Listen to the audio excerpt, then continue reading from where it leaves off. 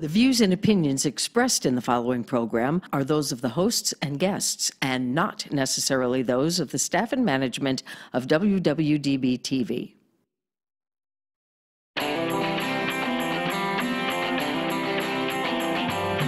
Hot topics, food, fun, entertainment, and serious business. Live Las Vegas with Rikki Cheese.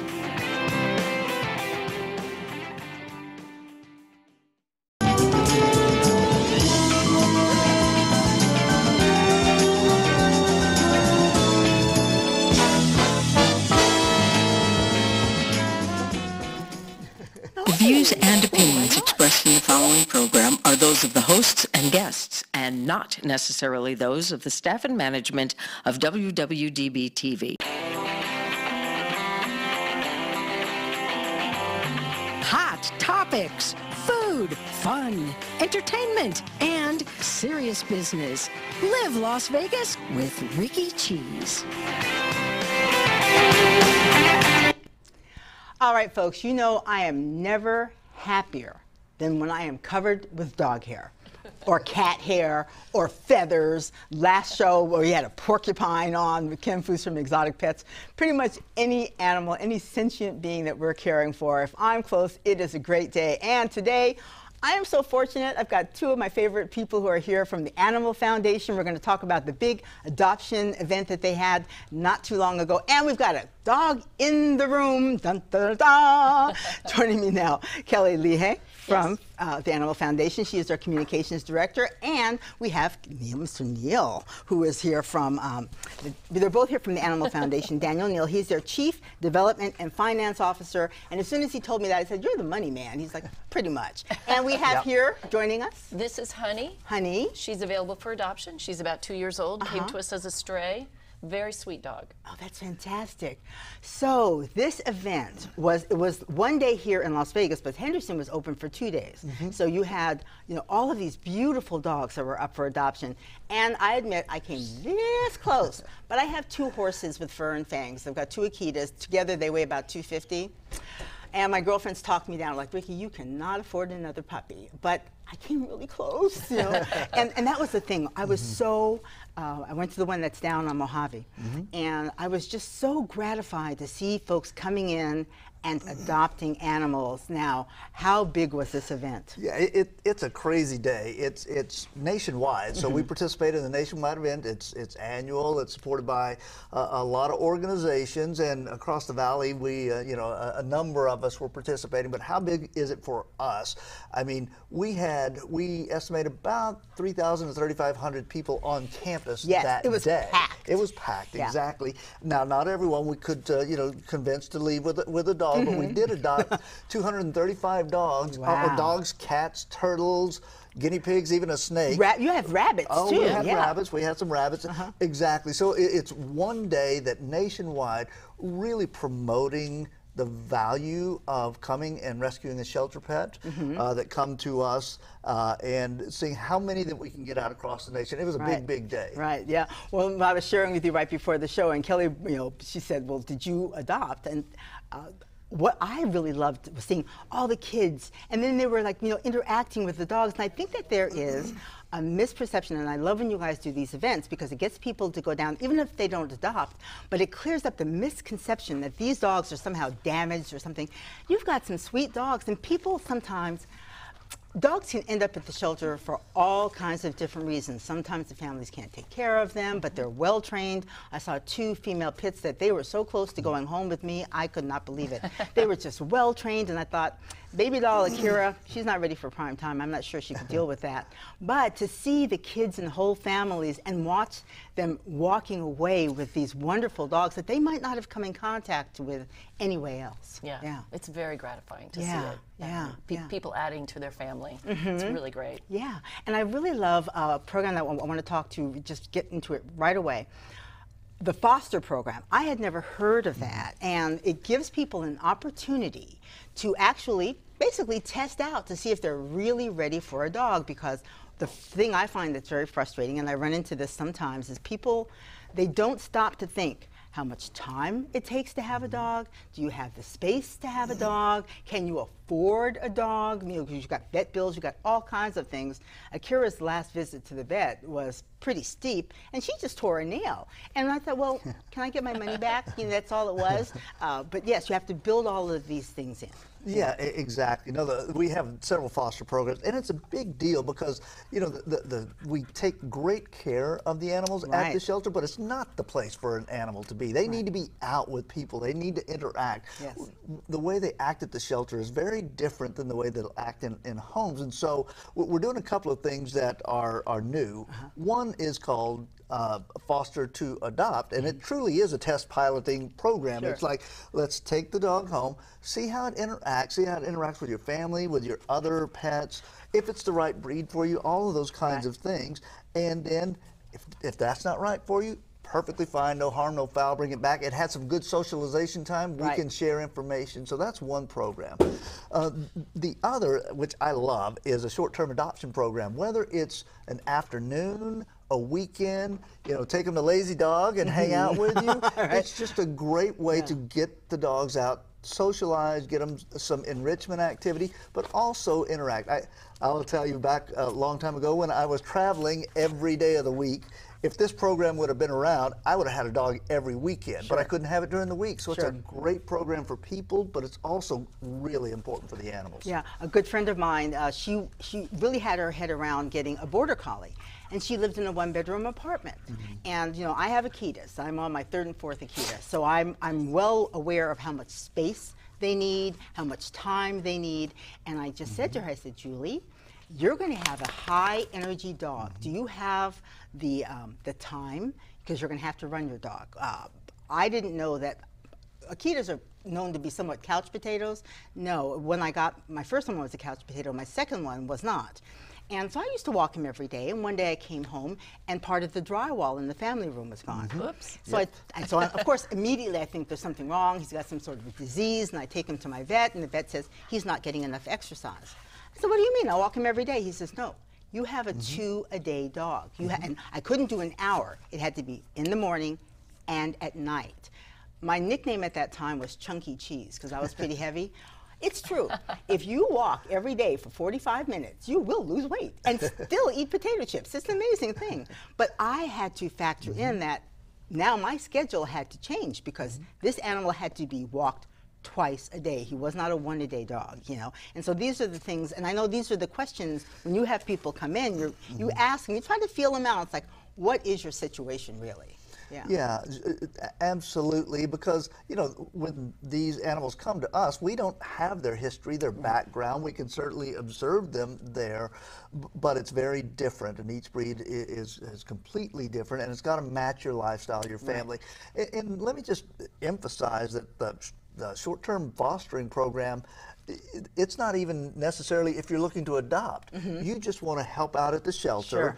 You want to take a dog for a hike at Red Rock Canyon because you want that companionship and you want to help us get the dogs a little bit of exercise and enrichment. You don't even have to be a candidate for adoption. You can just help us out that way, and it'd be a great you know, time that you'll have as well. And I love that because I think so many people, especially if you've grown up with dogs, you miss it. I personally, because I've always had dogs. I mean, we had dogs in my family, then I have my own dogs. I can't conceive of not having a dog. But then I also have the time and the space to handle that. But before I adopted my first dog, I made sure that you know, I had there was a condo with a yard. I knew all the things that were going to be required, especially to have a big dog, and was lucky enough to find a guy who he had big dogs. So his rental properties all had big doggy doors. And I didn't even know at that time that that was so unique here in Las Vegas that, you know, I just like stumbled on that. But I look back at that time and think, okay, I had the perfect situation. For folks who, like, you know, you're working Monday through Friday, you don't really have the time, but on the weekends, you know, it's a win-win for the dogs, it's a win-win for you. Yeah, it's a brand new program. And it's already popular, so we're very pleased. Come borrow a dog. Yeah, well, and it's really an example of how animal welfare and sheltering and life-saving programs have changed just over the last few years as we've been into our initiative, Mission Possible 2020, that we announced in 2015, where we're going to save the lives of all healthy and treatable animals who come to us, you had to think differently at that time. And so people around the country are trying out new things, and we're borrowing, we're creating all those things, but it really is the evolution of animal sheltering until we go out of business because none are coming to us anymore. Well, I think one of the big things that I saw, because I grew up with what we're now calling the Animal Foundation. When I was a kid, was called the Lead Foundation, and there was a big stigma. There were some problems. A lot of folks who were running it had their hearts were in the right place, but it wasn't necessarily run properly. And unfortunately, for a lot of longtime locals, that stigma still lingers on. So I really encourage you folks, if you're like a longtime local, get past that. Go down to the Animal Foundation, and you see these animals. They're well cared for. They're all really healthy. That was the thing. That's how close I came until my intervention team stepped in, of getting another dog, because they look gorgeous, they're healthy. And I think another thing that's helped were all of the municipalities getting together, spay and neuter. That's going to be a big key in stopping the overpopulation. Absolutely. We have great partnerships with the City of Las Vegas, Clark County, City of North Las Vegas, and all working together for those ordinances, and in understanding that what happens beyond the shelter time to those life-saving programs, all pitched in very significant ways to come together to understand if we're going to get there, we're going to achieve Mission Possible 2020, it's going to be a community thing. It can't just be on those down at the shelter or volunteering at the shelter. It's truly a community activity. Well, Kelly, I'm sure you heard, because I heard a couple of people saying, because I'm I'm a reporter, so I eavesdrop on everybody, and I stalk them. I walk behind people and hear these conversations. I was amazed at how you can't adopt all of the animals that are adopted out of the Animal Foundation. They are spayed or neutered, so that is taken care of. But I've heard stories over the years, people who their dogs get out and they're picked up by animal control, and they get angry when they have to come and get their dog if their dog has been fixed. It's like, no, that's how this works. Right. You have to be in control of your dog. If you want to be a breeder, you need to get a license. And there's nothing wrong with that. Exactly. But you can't have your dog running up and down the street and they're not spayed or neutered, because that's part of the problem as well. Yeah. Right. No, it is part of the problem, and we're busy trying to find a different future. Right. I even in my own family, I've got one brother who, I'm sorry, I'm not going to say your name because I've got quite a few, so talk amongst yourselves, does not want to, and he was raised in the same family, does not want to have his dog fixed because he wants to breed. And I thought, well, do you really want to breed, or do you have that sort of macho thing where I'm not going to have my dog, I want my dog to be, it's like, what? So your dog gets out. And I've got my big girl, she's an escape artist. She's up to escape 14 or 15 now. How she's getting out, she's like a husky, I don't know how she's doing it. But I know in my heart she's microchipped and she is spayed. So she's not going to be adding to the population. So I'm always amazed when people will see them together and like, oh, beautiful dogs. Well, are you going to breed? Yeah. No. One thing that we're doing to try and educate people about the issue is going into schools and talking about responsible pet ownership. Yes. So start young. Start young. And educate them about the importance of spaying and neutering and vaccinating and microchipping and all of that, and hopefully that will help. Right. And the health of your dog. I think we don't really hear a lot about that. Especially when you do it within those puppy months when it's still young, it so adds to their quality of life overall. Yes. Right. Yeah, and it's an important function of not only the education side, but the Animal Foundation started out as a low-cost spay-neuter clinic back in the day, and that was pretty revolutionary back in that day. So we want to continue to run a low-cost shot and vaccine clinic, spay-neuter clinic, to make sure that anyone and everyone has access to those services, because it's critically important. So we have programs where we're going out into neighborhoods where it's not as available, and bringing them in and helping them with that. We provide it at the clinic. So it's an important aspect of what we do, because that is the long-term solution. And folks, I would encourage you to keep an eye out, because on a fairly regular basis, you'll have different rescue groups, and they'll sponsor, like, sometimes you can get your vaccinations for free, or you can even get microchips for free. And I always encourage people to do that, because it's been my experience. I don't care how tight you think that collar is. If your dog gets out and the collar is gone, I've had dogs run up to me with no collar, and you know, I'll catch them because I'm nutty like that. I've got harnesses and I've got collars in my car for those, because it's happened so often. I don't know where to take them back, you know? It's like, where did you come from? So without a microchip, you may not be able to find your dog again. That's a great point, because the reality is of the, you know, the thousands of animals who come to us in a year, only about 25% are reclaimed by their original owner. We want to improve that. First, we'd love to keep them in the home, but when they come to us, get them home. Technology is changing this. So simple thing, go get the $5 you know, tag and put it on the dog. We'll give them to you somehow.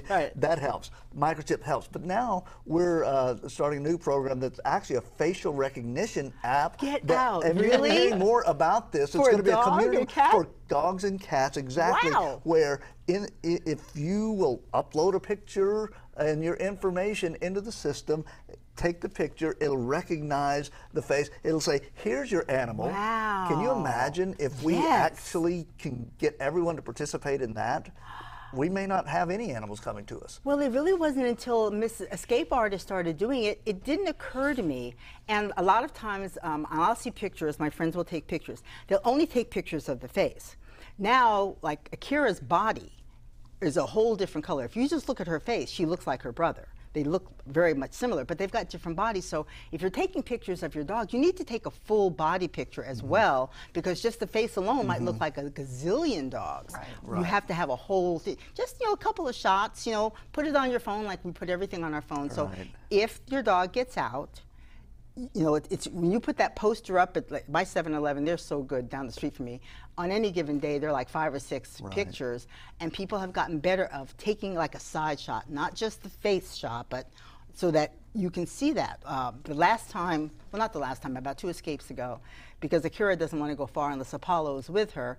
And so I was able to ride up and down in the neighborhood and say, has anybody seen 2 horses with fur and fangs? One is all black and the other one's mostly white. And everybody said no. And I know when they're running up and down the street, you don't miss them. So I knew that they were, and literally they were down the street and they were watching TV. My neighbors, they're so well known for getting out. They were watching TV, and so it's like, okay, so take the time to take your pictures of your dog. Keep an eye out. You can even call the Animal Foundation. They'll tell you if there's an upcoming fair or an exhibit or an event where you can get your dog's microchipped for free. It's worth the money, and low-cost spay and neutering. Oh, you know, if you really care about taking care of the animals and you want a real no-kill shelter, we've all got to step up and do our parts. So when's your next big event? We're heading into our busy fundraising season. We have several different events coming up in September. There's One Drunk Puppy at the Silverton. We have the Golden Nugget Beer Fest.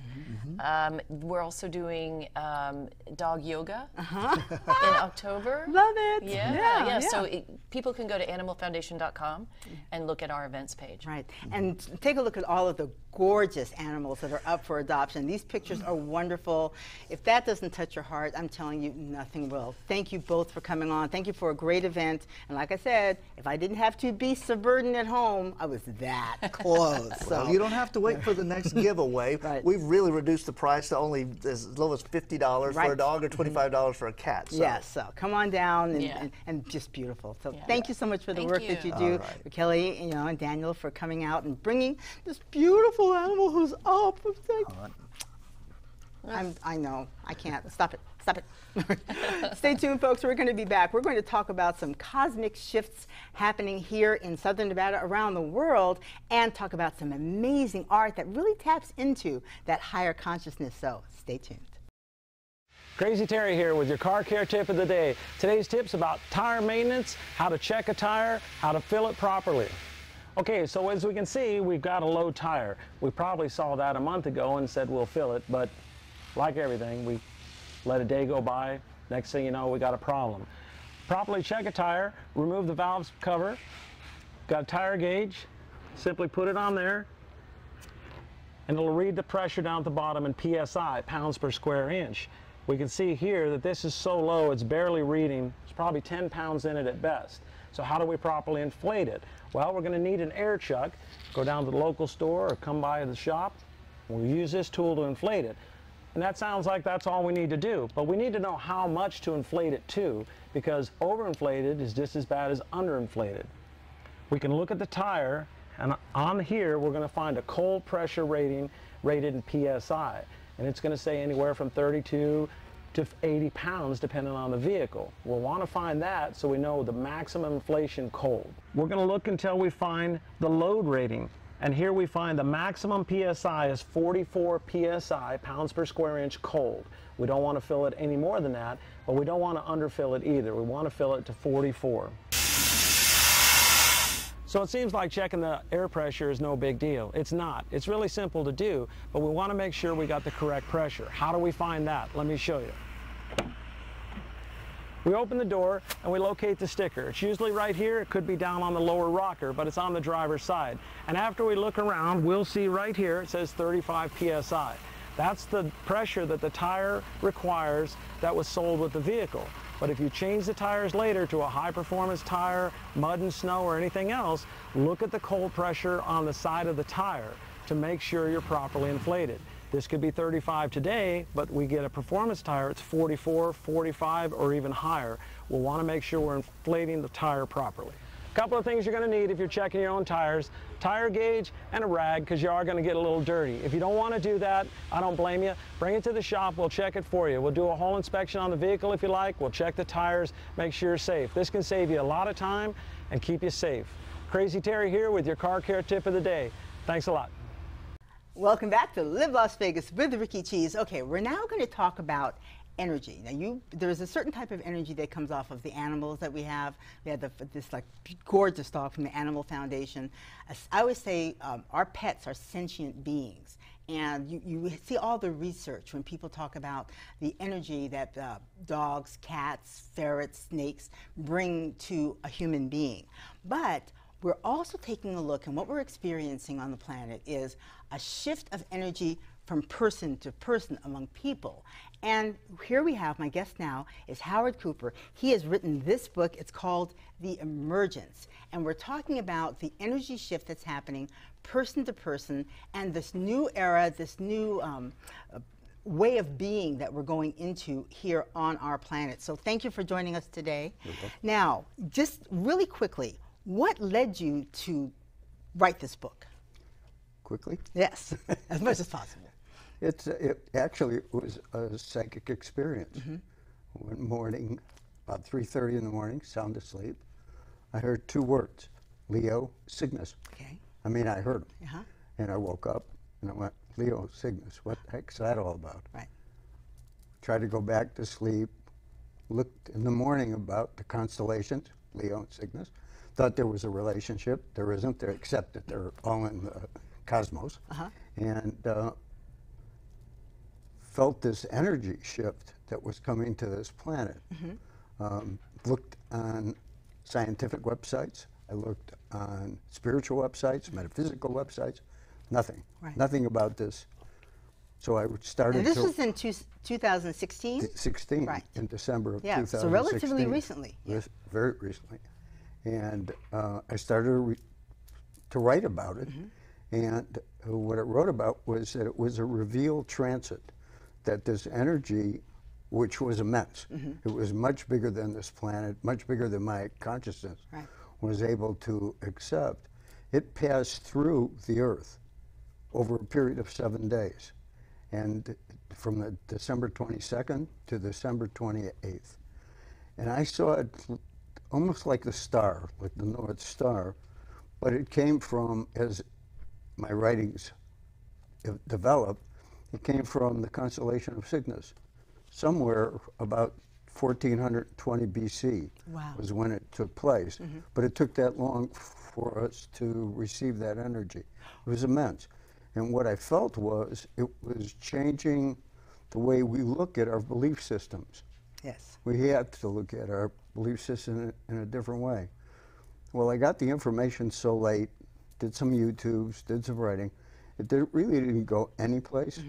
So after the event, there were several people who participated over the 8 days. I thought to myself, well, maybe it was just my imagination. Sure. And so one morning in early January, I heard 2 words, again, around the same time, Ta'apuat, and land of the rising sun. Okay. I went, what does that mean? So because I was involved in the Labyrinth Society, I knew that the Ta'apuat was a Navajo labyrinth. Okay. So thinking that I knew all about it, I went to the book, looked at it, and when I opened the book on the Hopi Nation, I suddenly realized right at the top was the word TheEmergence. And when I opened it, it was like somebody downloaded an entire book into my consciousness, because I suddenly realized that we, as a species, effectively go through the labyrinth of life, all of us. Right. And each of us have our own design, what that labyrinth looks like because of the challenges we have, the lessons we're here to learn. Right. And so I was able to understand that we're effectively coming from what in the book I talk about, the age of darkness. Now people will say, yeah, but we've had the age of reason, we've had the Enlightenment, we've had, I've got to say, when we look at this planet and what we've done with it, or haven't done with it, we're in the age of darkness. Right. Because the only thing that we do different when it comes to battle is how quickly we can kill one another and how effectively we can kill one another. So we need to, in effect, look at the consciousness that we have and look at our belief systems in order to change. Right. Einstein says that we cannot address a problem using the same consciousness that got us in. Exactly. So what's happening, the book talks about a little bit, and the book is like a little bit of the waves coming on a shore. It gives you a lot of information and then it kind of pulls back. Right. And then it gives you more information and it pulls back. So there's an ebb and flow in the book as to what happens, and I go into what took place much deeper. Well, the person who referred you to me is Mona Van Joseph, known as Mystic Mona, and she's one of a group of women and men that I've actually almost grown up with.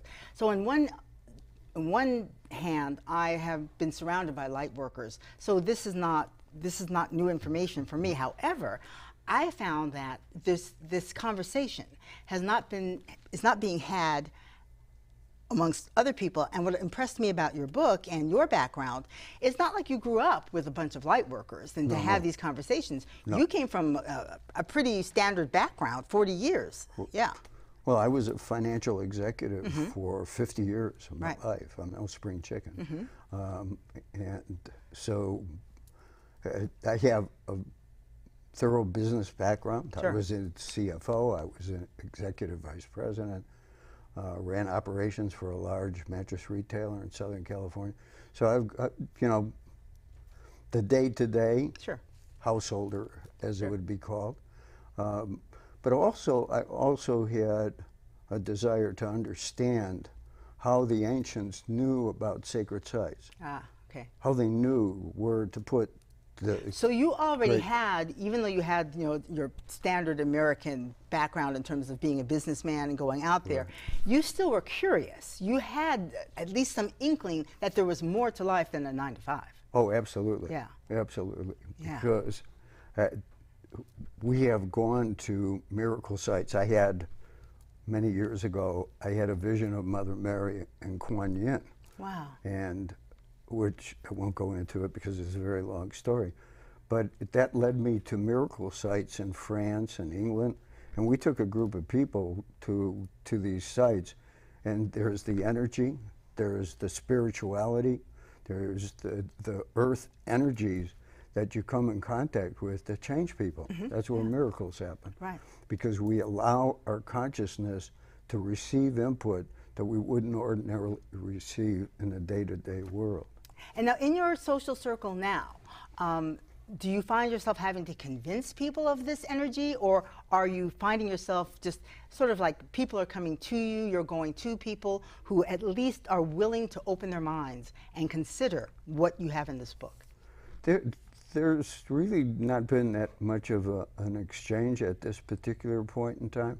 I think there's a lot of people who are getting information about what's taking place and how it's taking place. From my perspective, this is a change. And the change is that through our history, except for very enlightened beings, and there have been many, most of us have just gone through our lives, going through our lessons, the pain, suffering, and things that we go through, the joys. We don't know why we're doing it in the greater context. From the insights that I've received because of these experiences that I've had and the information that I've received, we're now able to understand what's taking place. Right. We can see and experience with consciousness. We can be aware of what's taking place.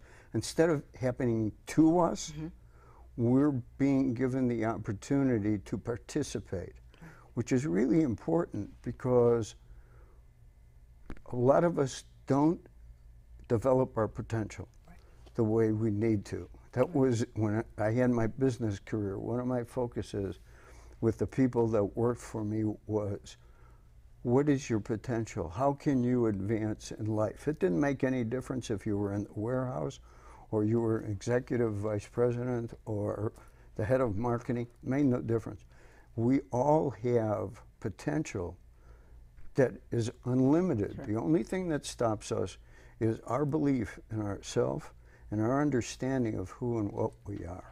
What part does the internet play in this? Because I go back and forth about this. On one hand, now through this technology, you can talk to someone. I was upset because I'm a big fan of the Maasai, that the Maasai now have cell phones. They've got smartphones. I thought, well, but now that's a group of people on the planet who can communicate with anyone, everywhere. Right. So is the internet that type of sharing of an experience?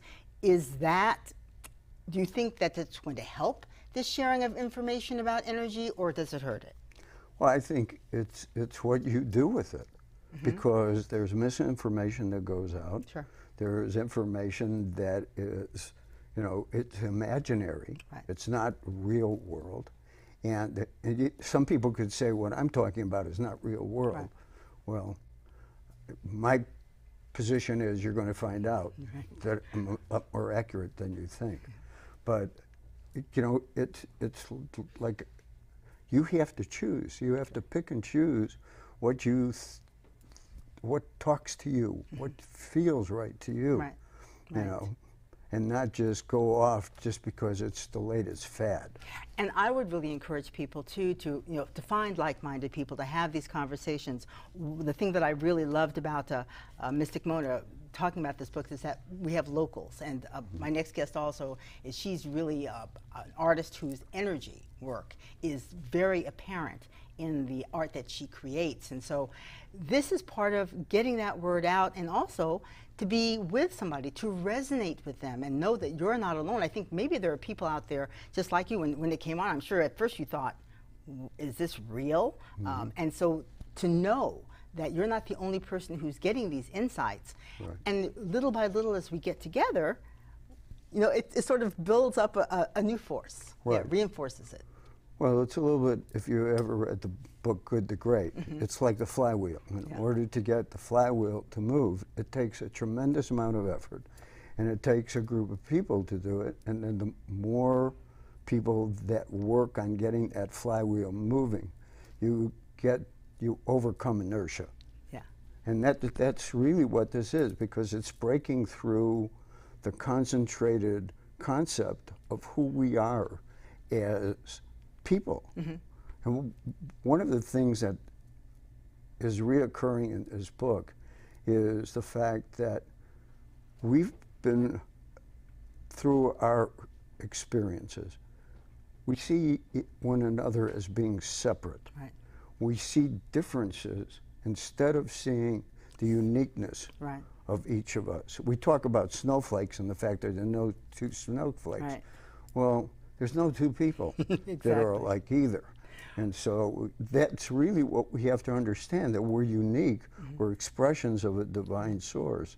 And to understand the sacredness of who we are, so we'll stop killing one another without any real reason. I mean, there's a lot of things taking place that cause us to go from these extremes that we're experiencing now. But the idea is to go through these extremes and come to a unity, come to unity consciousness. Well, I would encourage all of you to reach out. This is Howard Cooper's book, The Emergence, A Time of Accelerated Change.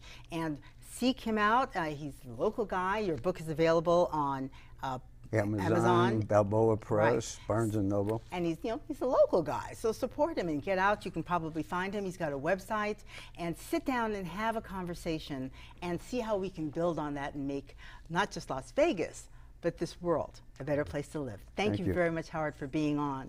And coming up next year on Live Las Vegas with Rikki Cheese, a local artist whose work really exemplifies the type of energy exchange we're talking about, so stay tuned.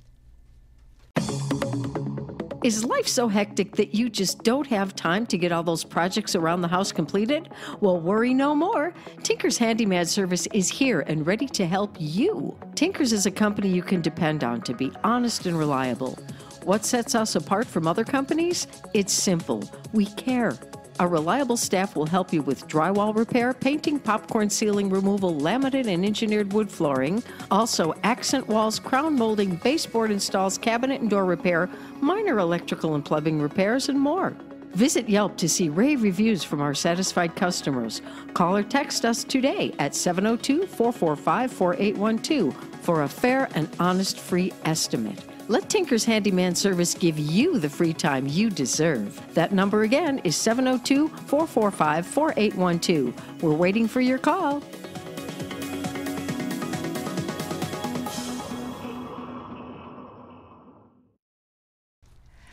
Thank you for staying with us for Live Las Vegas with Rikki Cheese, continuing our theme today about energy. And when it comes to, we started off with this beautiful, beautiful animal from the Animal Foundation. Great energy, this dog who was here and gracing us with her presence. And then we talked just recently to Howard Cooper, who has a new book out. It's called TheEmergence, A Time of Accelerated Change. And he's a local man who's really getting into the psychic shifts, the energetic shifts that are happening from person to person. One of the ways that you can actually see it in person is with my next guest. She is KimJohnson. She is got you've got to go on her website. Her work is just amazing, but she's also got a show coming up at the Left of Center Gallery in North Las Vegas. We're going to talk about that. But first, tell me, when I actually first met you, you were doing with your partner, they were painting murals with kids in actually by the Veterans Village right off of 14th and Fremont. Yes. Beautiful work with these kids. Thank you. But then when I watched your website, looked at your work on your website, it is just so, I ran out of words. Surreal, evocative. It's just, and I just felt the energy through my computer, through my screen, just looking at it. It's just amazing. How long have you been painting? What is your preferred medium? Oh gosh, I've been painting pretty much since I can remember. Like you, I'm a Las Vegas native. Right. So by the time I was 5 and 6, I was peddling my little paintings around the neighborhood, right? But I've been really motivated to express myself that way and in that language since as far back as I can remember. Wow. Now, when you actually started developing your talent, were you aware of an energy, of a movement happening within you? I always wonder, when I see people, especially with your work, you start with this blank canvas and then this amazing thing happens, and I can feel the energy coming off the canvas. I'm so happy that you're bringing this up because it is a dance. It is an instinctive dance. In fact, I was just having a very meaningful conversation about that this morning with a good friend of mine, another artist in town, about how we are a conduit for another energy. And this is a way that we can utilize the skills that we have, the practice that we have, to connect all of us together. Right. And when I do paint, it is like that. It is kind of like a dance between another energy and then myself and my body. Sometimes I'll set an alarm clock because I'm not sure how long I'm standing there working, Right. just to make sure I know, you know, where I'm at with things. Sure. But definitely there's another energy working through me when I work. Right, it's Yeah. just amazing.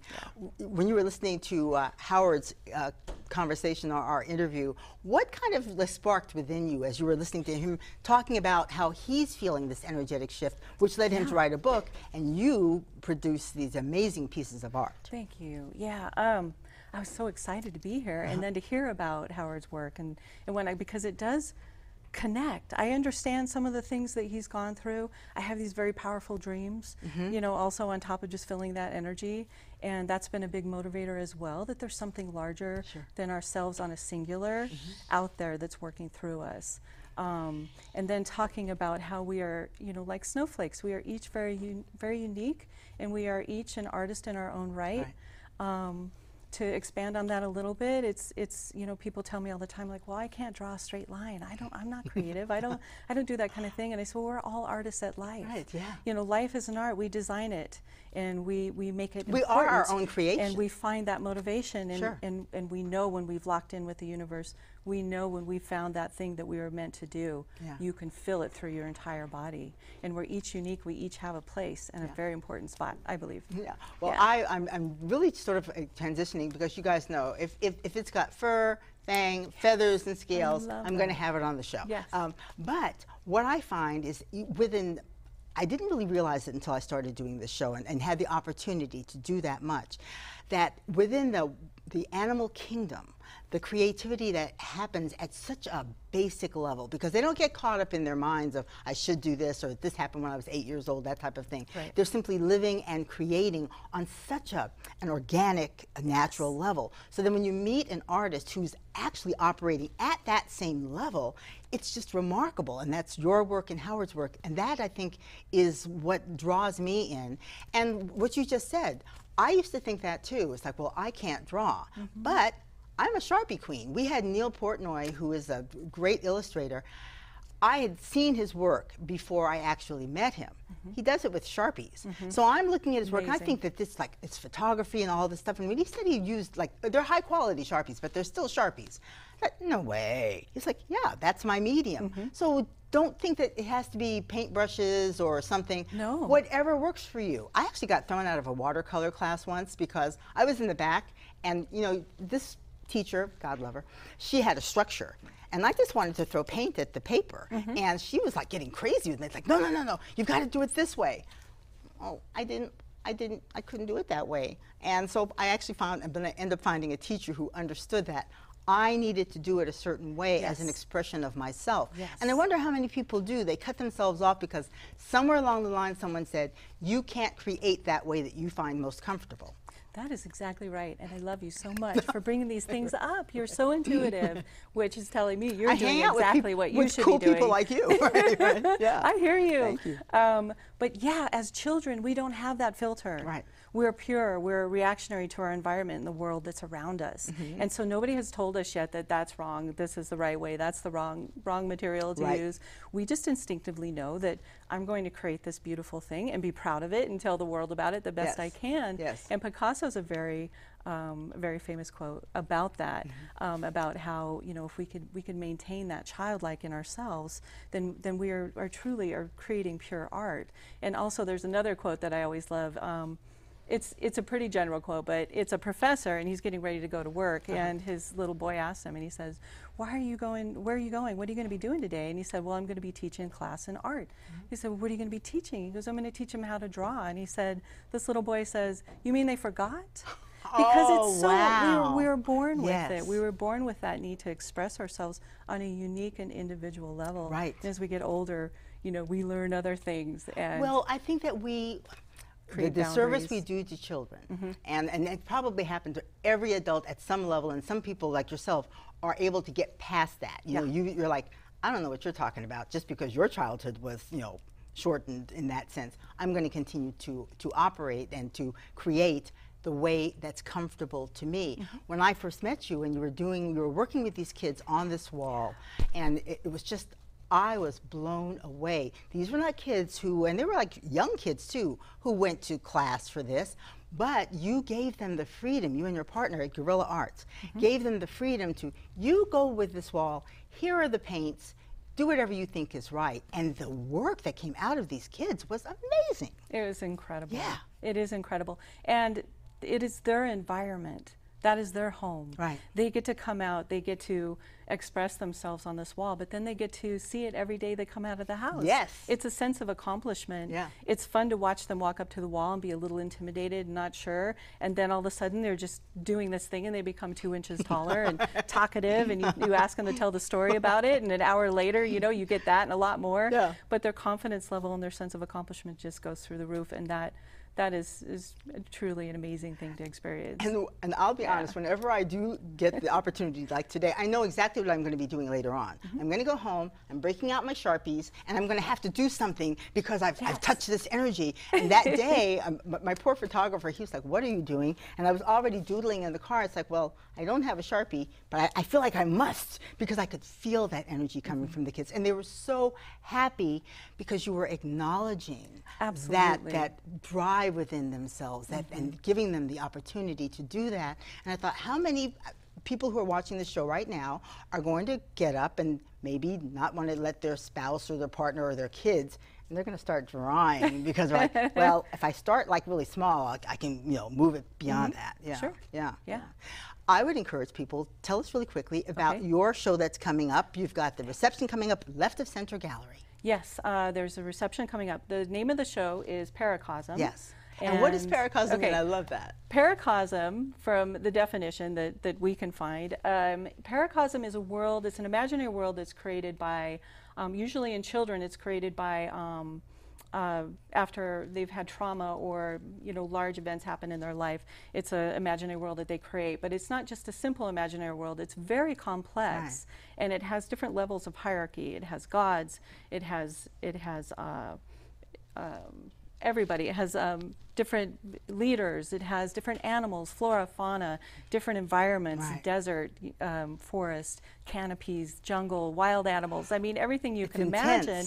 They create it, but it has a very intricate flow and a very complex structure to where it all makes sense to them, and they kind of operate within that. So they're within the real world, but they're applying this imaginary world that is inspiring to them and uplifting for them to operate within as well. And I think as adults we continue to do that a little bit, and that flows over into my work a little bit, which is on a sub-level of Paracosm. The body of my work is called Guardians, and Guardians, basically the figures that I paint, they are based on this idea that there are spirits or there are guardian angels watching over us. But more exact is that we are the guardian angels. We are the spirits that walk this world. There are other spirits that walk with us, but we also underestimate the spirit that's within us, and we're so much larger than this little body. You know, we have these little bodies that contain it, but you can feel how much bigger that is and more important. So that's the basis of my work, and that's a basic definition of what the word Paracosm means.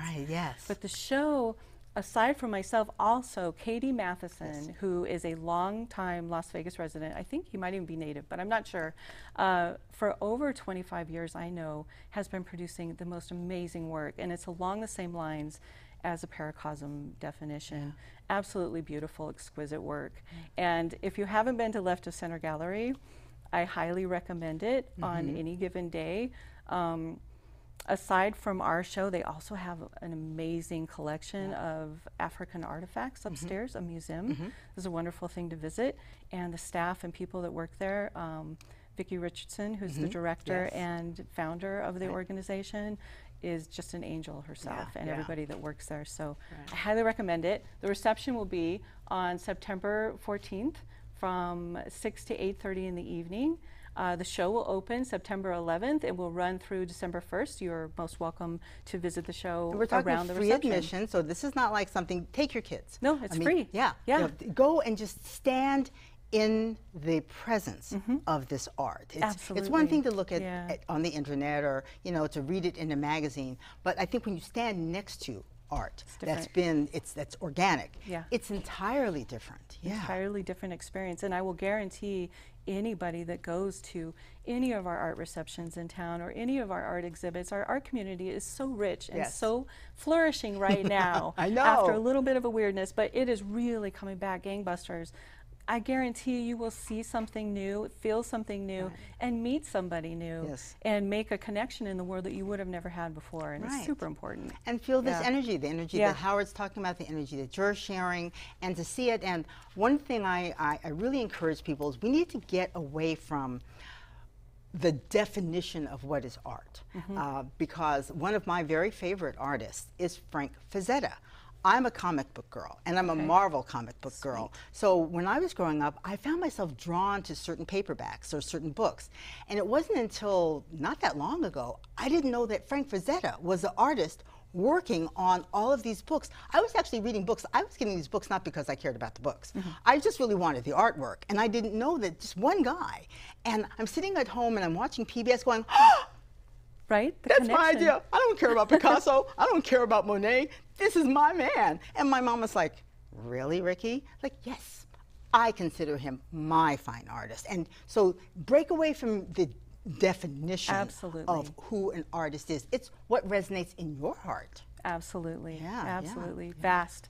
Vast. It's as unique as we each are. Yeah, and I can tell you guys, because I've been looking at this woman's work, and it's just like my jaw drops all the time. It's just like, oh, it's so good stuff. So don't deny yourself, even if you only have a few minutes, to just go stand next to some art created, especially by someone here in Las Vegas, because now you get to meet her. And it's like, really, what's to lose on this? Thank you very much for joining us today. Thank you so much for having me. This has just been a really fun show. It's just been energy from start to finish, and glad you were a part of it. Yes. And this was her first interview. Did she rock or what? We're going to, of course, have more on the website. We'll put the links up for the show, and so I'll have it on my social media as well. I thank you so much, everybody, for joining us here for this edition of Live Las Vegas with Rikki Cheese. I enjoy every show, and then I go home, honestly, sometimes I have to go shopping or something because I'm just like, oh, this was so much fun. So join us for more fun. Our next edition of Live Las Vegas with Rikki Cheese. You never know who's going to tune up.